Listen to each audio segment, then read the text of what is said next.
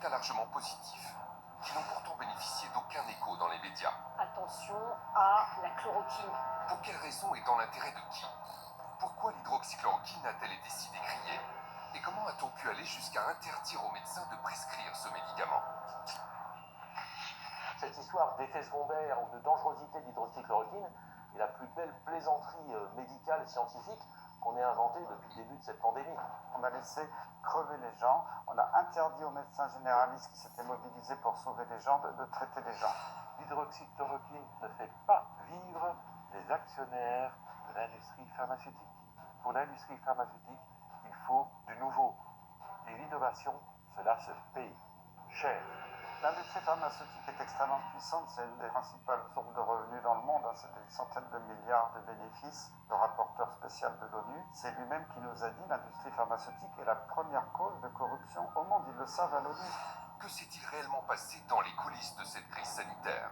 Quand j'ai commencé à parler de chloroquine, il y a quelqu'un qui m'a menacé de manière anonyme. J'ai fini par trouver que c'était celui qui avait reçu le plus d'argent de l'IA depuis 6 ans. Il m'interdisait de parler de chloroquine. J'ai porté plainte officiellement à la police, on sait qui c'est.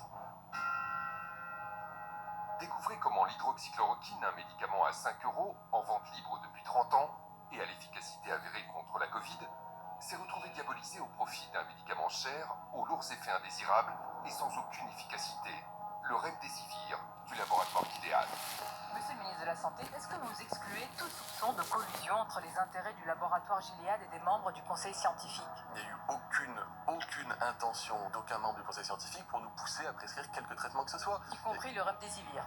Mais plus incroyable encore, vous allez découvrir qu'il existe plusieurs traitements naturels très efficaces pour lutter contre la Covid et dont on ne vous a quasiment jamais parlé. Pourquoi ne pas l'avoir proposé au lieu de dire aux gens rentrez chez vous, fermez les fenêtres, fermez les volets et priez pour que vous ne soyez pas malade? On n'en parle pas, je ne sais pas pourquoi. On préfère vendre des médicaments chimiques très chers. Ce qui me tue vraiment, c'est que ces essais existent et démontrent que la vitamine C en intraveineuse a eu des effets bénéfiques sur le taux de survie. Et malgré cela, les médecins continuent de ne pas l'utiliser. Vous prescrivez donc le zinc et il est efficace pour les malades de la Covid-19. Chaque patient à qui je l'ai prescrit était à la base très malade et au bout de 8 à 12 heures, il n'avait plus aucun symptôme. L'utilisation de la vitamine D pourrait diminuer de 40 à 50% les formes sévères de l'infection et le risque létal. On parle potentiellement de centaines, voire de milliers de personnes qui auraient pu éviter l'hospitalisation, effectuer des séjours moins longs à l'hôpital et surtout éviter la complication ultime, à savoir la mort. Et c'est ça qui est un peu interpellant. Pourquoi, alors que cela est connu, est-ce qu'on ne le propose pas aux patients? Oui. Pourquoi les malades ont-ils été privés de remèdes efficaces? Et s'il était temps d'ouvrir les yeux sur la face noire de notre système de santé?